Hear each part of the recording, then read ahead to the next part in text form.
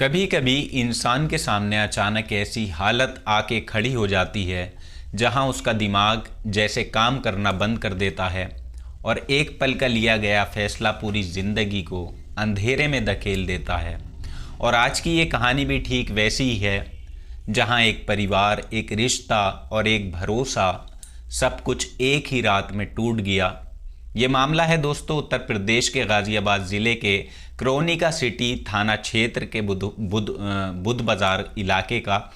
23 मार्च 2026 की रात करीब 12 बजे एक पड़ोसी घबराया हुआ पुलिस कंट्रोल रूम पर कॉल करता है और बताता है कि पास वाले घर से तेज़ आवाज़ें आई हैं और उसके बाद से वहां गहरा सन्नाटा छा गया है।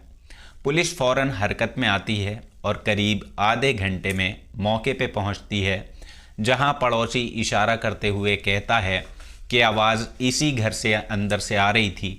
और जैसे ही पुलिस दरवाज़ा खोलकर अंदर दाखिल होती है, वहां का दृश्य देखकर हर कोई कुछ पल के लिए हैरान हो जाता है, क्योंकि कमरे के अंदर दो लोग बेसुध हालत में पड़े थे।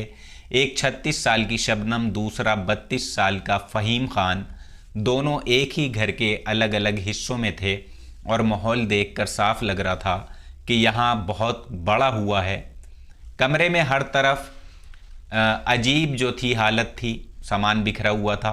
लेकिन सबसे चौंकाने वाली बात ये थी कि घर का मालिक राशिद खान, जो 38 साल का था और लकड़ी बल्ली का काम करता था, वो वहाँ मौजूद नहीं था और ना ही उसके सातों बच्चे घर में दिखाई दे रहे थे।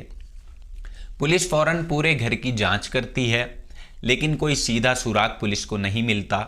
अब इसके बाद दोनों को अस्पताल भेजा जाता है और आगे की कार्रवाई यहाँ से शुरू की जाती है। और थोड़ी ही देर में ये खबर पूरे इलाके में फैल जाती है। लोग घर से बाहर इकट्ठा होने लगते हैं मोहल्ले में और माहौल बेहद भारी हो जाता है। और पास ही एक घर में मौजूद राशिद के बच्चे जब ये सुनते हैं कि उनकी माँ अब इस दुनिया में नहीं रही, तो उनका रो रो कर बुरा हाल हो गया था। ये दृश्य देखकर वहाँ पर खड़े लोगों की आंखें भी नम हो गईं, भीग गईं और हर कोई यही सोचता है कि अब इन बच्चों का क्या होगा। पुलिस लगातार राशिद से कांटेक्ट करने की कोशिश करती रही, लेकिन जो उसका फ़ोन था वो स्विच ऑफ आ रहा था, जिससे शक और गहरा हो जाता है। और करीब 2 घंटे बाद उसका बड़ा बेटा रेहान अपनी पत्नी के साथ वहां पहुंचता है और जब पुलिस उससे सवाल करती है तो वो टूटे हुए अल्फाजों में एक ऐसा खुलासा करता है जिससे पूरा मामला ही पलट जाता है। वो कहता है कि उसे पूरा यकीन है कि ये सब उसके पिता राशिद ने ही किया है। पुलिस हैरान होकर पूछती है कि उसे इतना भरोसा कैसे है। तब रेहान बताता है कि उसी रात करीब 4 बजे उसके पिता खुद उसके पास आए थे, जहां वो अपनी पत्नी के साथ अशोक विहार में था। और पिता ने कहा कि उन्होंने बहुत बड़ा कदम उठा लिया है और अब घर की सारी जिम्मेदारी उसी को संभालनी पड़ेगी। इतना कहकर वो वहाँ से चले गए और अपना उन्होंने फ़ोन बंद कर लिया। अब दोस्तों ये सुनकर पुलिस के लिए मामला और ज़्यादा गंभीर था, क्योंकि अब ये साफ हो चुका था कि ये कोई साधारण घटना नहीं, बल्कि एक सोच समझकर लिया गया फैसला है, कदम है। लेकिन असली सवाल अभी भी बाकी था कि आखिरकार ऐसा हुआ क्या है कि एक आदमी अपने ही घर में इतना बड़ा कदम उठा बैठा है। अब जांच आगे बढ़ती है, धीरे धीरे इस रिश्ते की परतें खुलने लगीं। पता चलता है कि राशिद और फ़हीम कई सालों से साथ काम करते थे और करीब 2 साल पहले उनकी दोस्ती काफ़ी गहरी हो गई थी। अब जिसके बाद फ़हीम का घर पे आना जाना बढ़ जाता है राशिद के, और इसी दौरान शबनम और फ़हीम के बीच बातचीत शुरू होती है। धीरे धीरे एक ऐसे रिश्ते में ये बदल जाती है जिसे छुपा कर रखा जा रहा था। दोनों फ़ोन पर बात करने लगे, मौका मिलने पर मिलने भी लगे और ये सिलसिला लंबे वक्त तक चलता रहा बिना किसी को भनक लगे। लेकिन करीब 2 महीने पहले एक रात ऐसा कुछ होता है जिसने इस पूरे मामले को एक नया मोड़ दिया। उस रात राशिद अचानक घर लौटता है और अपने ही घर में कुछ ऐसा देख लेता है जिससे उसका भरोसा पूरी तरह से बिखर जाता है, टूट जाता है। और यहीं से शुरू होती है उस कहानी की असली कड़ियाँ, जिसने आगे चलकर सब कुछ पलट कर रख दिया। उस रात के बाद से राशिद की ज़िंदगी पूरी तरह बदल चुकी थी। जिस भरोसे पर उसका घर टिका हुआ था वही उसके सामने टूट चुका था और अब उसके मन में गुस्सा, शक और अपमान का ऐसा तूफान उठ चुका था जिसे संभाल पाना उसके लिए मुश्किल होता जा रहा था। हालांकि उस दिन उसने कोई बड़ा कदम नहीं उठाया, बल्कि अपनी पत्नी को बहुत ज़्यादा समझाने की कोशिश की और उसे चेतावनी भी दी कि अगर अब आगे ऐसा कुछ हुआ तो हालात बहुत ज़्यादा ख़राब हो जाएंगे, बिगड़ जाएंगे। लेकिन शायद तब तक बहुत देर हो चुकी थी, क्योंकि शबनम का मन अब कहीं और जुड़ चुका था। वो अपनी ज़िद पर अड़ी रही और धीरे धीरे घर का माहौल और भी ख़राब होता गया। राशिद ने इस रिश्ते को बचाने की आखिरी कोशिश करते हुए अपने बड़े बेटे रिहान की शादी जल्दी जल्दी में करवा दी। उसे ये लगा कि घर में नई जिम्मेदारी और माहौल बदलने से शायद सब कुछ ठीक हो सकता है, लेकिन ऐसा हुआ नहीं। शबनम के व्यवहार में कोई भी बदलाव देखने को नहीं मिलता है, बल्कि उसने साफ अल्फाजों में ये कह दिया कि वो अब इस रिश्ते में नहीं रहना चाहती है और अपनी ज़िंदगी अपने तरीके से वो जीना चाहती है। अब ये बात सुनकर राशिद के अंदर का गुस्सा और ज़्यादा फूट कर बाहर निकल आया, लेकिन वो फिर भी अपने बच्चों के बारे में सोचकर खुद को रोकता रहा। इधर एक और बात उसे परेशान कर रही थी कि जिस घर में वो रह रहा था वो शबनम के नाम पर था और अब शबनम उस पर भी दावा जताते हुए उसे बेचकर नई ज़िंदगी शुरू करने की बात करने लगती है। धीरे धीरे ये मामला सिर्फ रिश्ते तक सीमित नहीं रहा, बल्कि इज्जत, परिवार और भविष्य का सवाल बन गया था।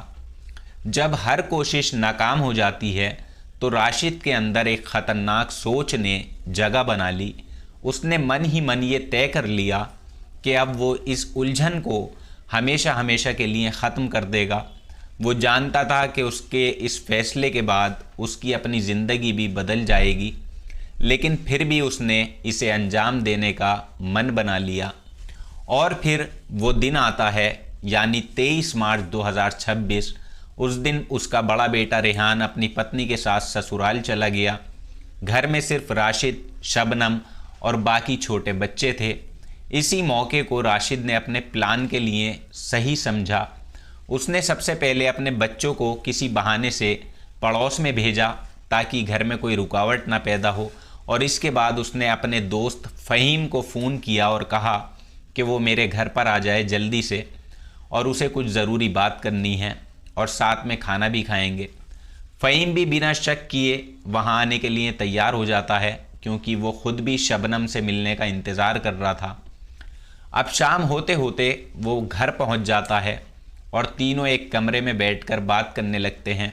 शुरुआत में माहौल जो था वो नॉर्मल था और उसके बाद लेकिन धीरे धीरे बातचीत उसी मुद्दे पर आ जाती है, उसी पॉइंट पे आती है। राशिद ने आखिरी बार दोनों को समझाने की कोशिश की कि जो भी हुआ है उसे भूलकर सब अपनी अपनी ज़िंदगी संभाल लें, लेकिन शबनम अपनी बात पर अड़ी रही और उसने साफ कह दिया कि वो अब राशिद के साथ नहीं रहना चाहती है। अब ये बात सुनते ही राशिद के अंदर जमा हुआ गुस्सा जैसे अचानक से फूट पड़ता है। उसने अपने प्लान के मुताबिक पहले से रखा हुआ हथियार निकाला और बिना ज़्यादा वक्त बिताए, बिना ज़्यादा वक्त लिए फ़हीम पर वार कर दिया। सब कुछ इतनी तेज़ी से किया उसने कि किसी को भी संभलने का मौका तक नहीं मिलता है। और इसके बाद जब शबनम ने ये सब देखा और घबराकर शोर मचाने लगी तो राशिद ने उसे भी नहीं छोड़ा और कुछ ही पलों में पूरा कमरा खामोश हो जाता है। इसके बाद राशिद वहाँ से भागता नहीं बल्कि सीधे अशोक विहार जाता है जहाँ उसका बेटा रेहान मौजूद था। उसने सारी बात उसे बता दी और कहा कि अब आगे की जिम्मेदारी बेटा तुझे ही संभालनी होगी, क्योंकि वो खुद जल्दी ही पकड़ा जाएगा। इतना कहकर वो वहाँ से चला जाता है और अपना फ़ोन बंद कर लेता है। अब 2 दिन तक पुलिस उसे ढूंढती रही और आखिरकार 26 मार्च को एक सूचना के आधार पर उसे पकड़ लिया जाता है और पूछताछ में उससे बिना किसी झिझक के सब कुछ उसने कबूल कर लिया, पूरी कहानियाँ सुना दी और बताया कि उसने ये कदम क्यों उठाया है। इसके बाद पुलिस उसे लेकर उस जगह गई जहां उसने इस्तेमाल किया गया हथियार छुपाया था, लेकिन वहां पहुंचते ही उसने अचानक भागने की भी कोशिश की और पुलिस पर भी हमला करने की कोशिश की थी। जवाबी कार्रवाई में पुलिस ने उसे काबू कर लिया। इस पूरी घटना ने एक बार फिर से ये सोचने पर मजबूर कर दिया कि जब इंसान गुस्से और भावनाओं में आकर फैसला लेता है तो उसका अंजाम कितना ख़तरनाक हो सकता है। और सबसे ज़्यादा असर उन लोगों पे पड़ता है जिनका इन सब में कोई कसूर नहीं होता, वो गुनहगार नहीं होते। ये कहानी सिर्फ एक घटना नहीं है दोस्तों, बल्कि एक सीख है कि किसी भी हालात में जल्दबाजी और गुस्से में लिया गया फैसला कभी भी सही नहीं होता है। इस घटना को लेकर आपकी जो भी राय हो नीचे कमेंट बॉक्स में आप ज़रूर लिखिएगा। नया चैनल है, चैनल को सब्सक्राइब कर लें। मिलेंगे आपसे नई घटना में, किसी सच्ची घटना में। अपना ख्याल रखिएगा। जय हिंद।